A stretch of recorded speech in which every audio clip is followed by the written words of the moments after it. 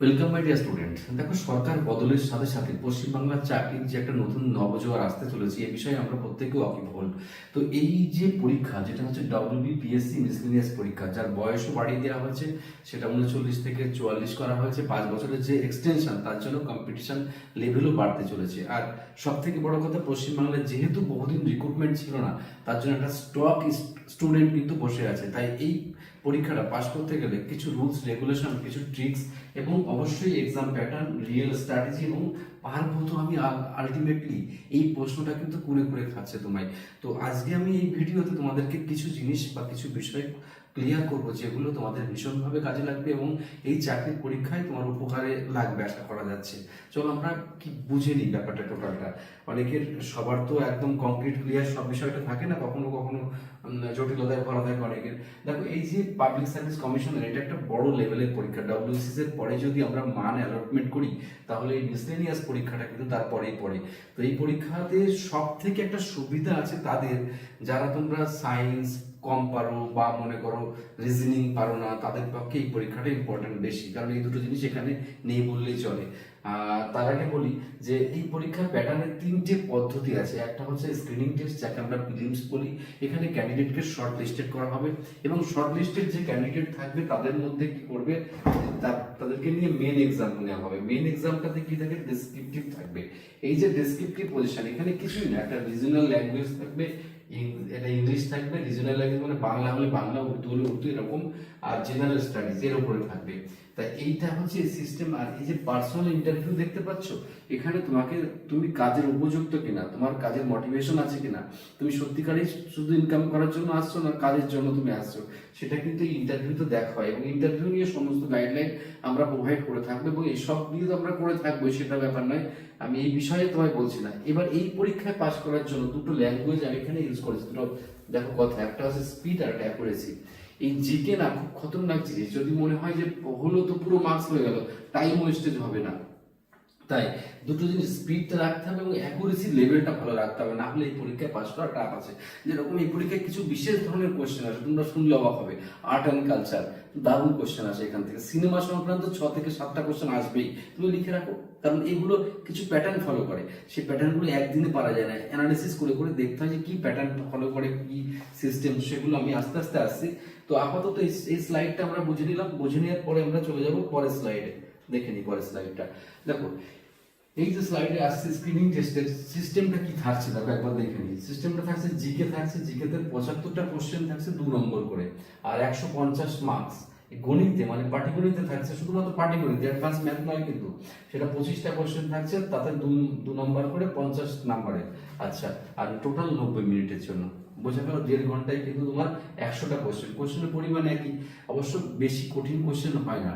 এই জেনারেল নলেজে টাইমও বেশি কনজিউম করে না। তাই এখানে বুঝে অ্যান্সার করতে হবে, ভুল যাতে কম যায় সেটা মাথায় রাখতে হবে, কারণ পিএসসি পরীক্ষা তো নেগেটিভ মার্কস একটা বিরাট ব্ল্যান্ডার ব্যাপার। এবার আমি আসি এই 4টে কথা আমার সাথে সাথে একটু মনে রাখতে হবে তোমায়। কি কথা, যে পিওয়াই, প্রিভিয়াস ইয়ার কেমন কোশ্চেন এসেছে তোমায় জানতে হবে। আর হচ্ছে মক টেস্ট তোমাকে দিতে হবে মাঝে মাঝে, আর রিভিশন করতে হবে তোমাকে বেশি বেশি, আর টাইম ম্যানেজমেন্ট করতে হবে। সারাদিন একই জিনিস পড়লে হবে না।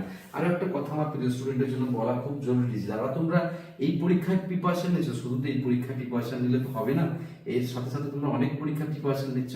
তাই তার সাথে সাথে কিভাবে টাইম ম্যানেজমেন্ট করবে সেটাও একটা যুক্তিতর্কের ব্যাপার। তো আমি বলবো তোমাকে কমন বিষয় খুঁজে নিতে হবে প্রথমে, কোনটা তোমার কমন বিষয়। মনে করো জিকে তোমার কমন বিষয় হচ্ছে অ্যারিথমেটিক, তাহলে এই দুটোই কমন বিষয় যখন হচ্ছে, তখন তোমার তো অন্য পরীক্ষার জন্য কাজে লাগে না। ছপ্পর ফাড়কে ভালো করে পড়ে যাও, দেখবে এই পরীক্ষা নিশ্চিন্তে পাস করে যাবে। এবার আসি আমি মেন পরীক্ষাতে।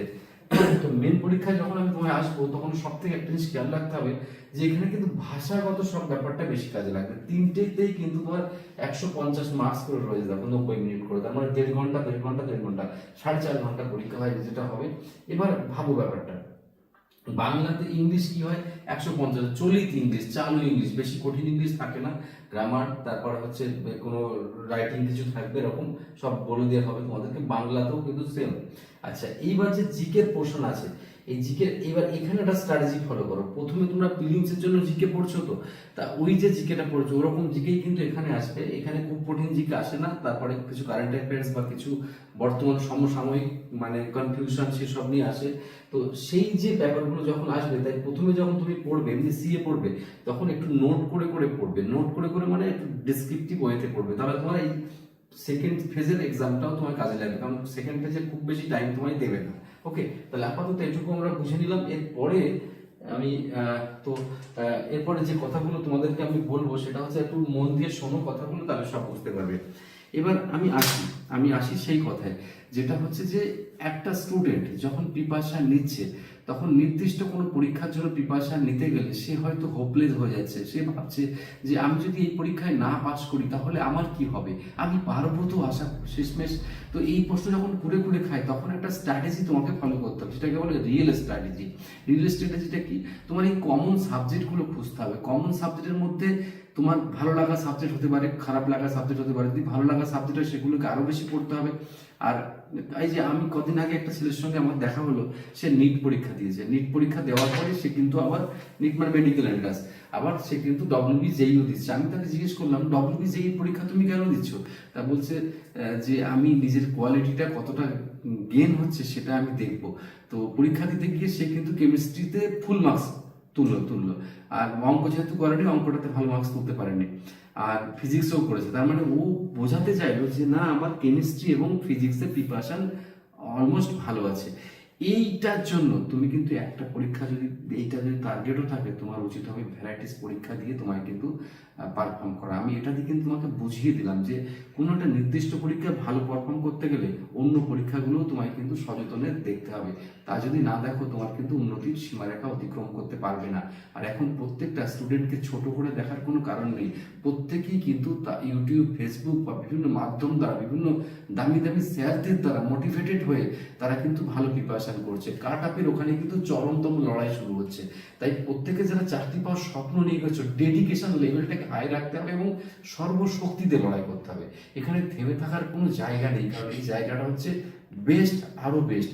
টপ টু বটম নিতে থাকবে। তুমি যতই তোমার কোয়ালিটি থাকুক, তুমি যদি সেই টপ টু বটমের লিস্টের মধ্যে না থাকো, তুমি কিন্তু সম্পূর্ণটাই তোমার মানে তার কোনো ভ্যালু তুমি পাবে না। তাই আমার প্রত্যেকটা স্টুডেন্টকে বলি, তোমরা মন দিয়ে পড়ো, পারফর্ম করে এগিয়ে চলো।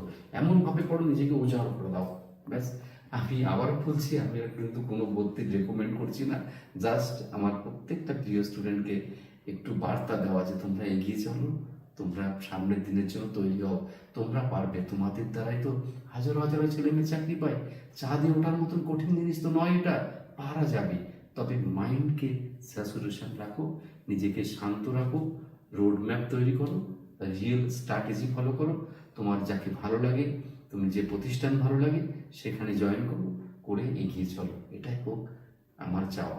ভালো থেকো, বেস্ট অফ লাক।